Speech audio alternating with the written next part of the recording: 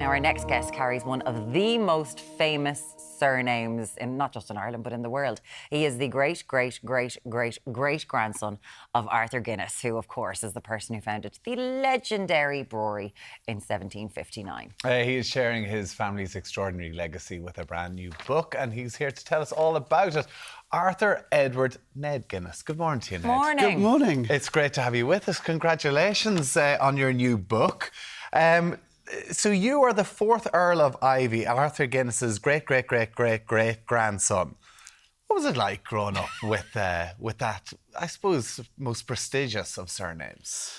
You know, well, utterly, I was undercover because I had another name called Elvedon.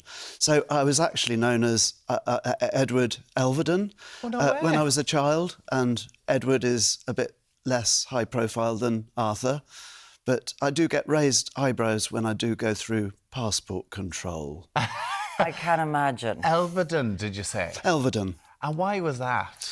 Well, it's a place in Suffolk that great-great-grandfather chose when he was selecting one of his titles, if you like. Okay. So it's a UK place. And we will get to know, because obviously the new show, The House of Guinness, I've gotten to see a bit of it, and we'll get to see kind of your lineage, the House of Commons, the House of Lords, the nobility mixing with kind of the everyday Irishness of what was happening throughout the centuries, because you are entwined with everything that happened. You grew up in Farmley House and sold it in 1999 back to the government. What was it like growing up in Farmley? It was a wonderful freedom. You know, we had a tremendous team, a lovely community at Farmley, and, you know, playing in the farmyard, running around in the garden, bicycling about. You know, it was splashing in puddles. It was terrific from the angle of a young man who also loved the kitchen. I did love to cook in the kitchen. Was it strange in Ireland? Because obviously, you know, you lived in Ireland at a time when, you know, certainly the royals or the aristocracy was not something that we had really anymore in Ireland, and you had this sort of an upbringing associated with the aristocracy. Was there ever any sort of anything that ever came up against that, with just hanging out with normies like us? My late papa was very, very proud of being a Dubliner, and we used to sing, in fact, the Dubliners' songs on the way backwards and forwards to school. And we used to read, you know, James Joyce and so on. So we're really kind of, you know, we were no different when living in Farmley to any next-door neighbour we had at the time. I'd say you were popular, though, with your friends, bringing them back to the house. Sometimes it was something that wasn't worth doing from an angle of you didn't want to be different. Yeah, you know, children don't want to be different. We wanted to be the same. And we were, in so many ways, the same. Did you try to hide it a little bit? There was certainly contemplation about bringing a friend back for the first time. Yeah, of Yes. course. Listen, your new book, Guinness, A Family Succession, the true story of the struggle to create the world's largest brewery. Quite an interesting title, because as Murren was talking about, like the Guinness family ingrained in Irish culture so much, but why is it the true struggle to create? Well, it was an incredible struggle. It started off as an incredibly small operation. It was a derelict brewery when Arthur Guinness bought the lease on St James's Gate. The equipment hadn't been used for a decade. And then about nearly 20 years after the brewery was founded, the tariffs for Irish beer were so strong relative to the cheap English imports that Arthur Guinness contemplated moving to Anglesey in Wales. Right. So, I mean, he had to stand over with an axe to secure the water supply that Dublin's corporation were threatening to cut it off and to charge him pipe money. And he used a string of expletives, and he won the battle, but it took 9 years to win the battle to secure the water supply for the brewery. It's amazing how different it all could have been. And then you know, it's called a succession, you know, how it goes down through all the family. And you are ingrained very much, I would say, in Dublin life, because you took on this philanthropic mantle in the 1940s when you found out that an awful lot of the workers of Guinness, they couldn't afford to buy their own houses. You went off and you purchased acres in Terranure in Dublin, and you built, I think it was 192 houses in order for workers to be able to move out to have a family. that seemed very important to you. You've got the Ivy Trust, is something that the Guinness family started.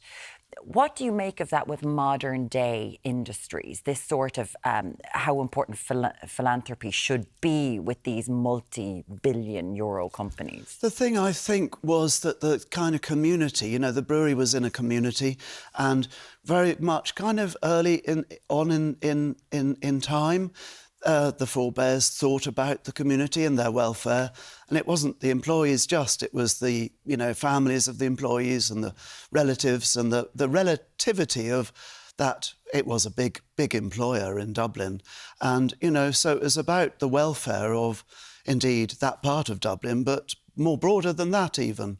So they really thought and gave an awful lot of care to the extended family. And listen, Guinness is synonymous with so much of Irish culture, but do you actually believe the Ivy Trust is the true legacy of the Guinness family? It's an amazing institution, and, you know, myself and my brother Rory and cousins Patrick and Kieran are on the board. We work away with an amazing board that give a lot of time and volunteer to the Ivy Trust. And, you know, the Trust looks after the housing stock for the population of the communities, but it's really the community's community, not the Trust community. So we address, really importantly, housing needs. And then there's the hostel, which supports lots of people in Bull Alley, right in the heart of Dublin. And you've stayed, regardless of whether people are living in Dublin or Ireland full-time or not, very much a part of that. And one thing I suppose that, I know this is, again, focusing on Dublin, but everyone around Ireland will have heard about the Ivy Market. And that was, Guinness had the Ivy Market in the heart of the Liberties, and it's where people used to go, community used to go, and it kind of went to rack and ruin, but it reverted to ye under an old law. A while ago, there were some issues that what's going to happen with the Ivy Market? The terrific news is that Dublin Corporation are taking the leadership, and they're imminently, I believe they've signed a contract, I don't know with whom as we speak, but for the builder to move in and secure the roof and to secure the shell of the building.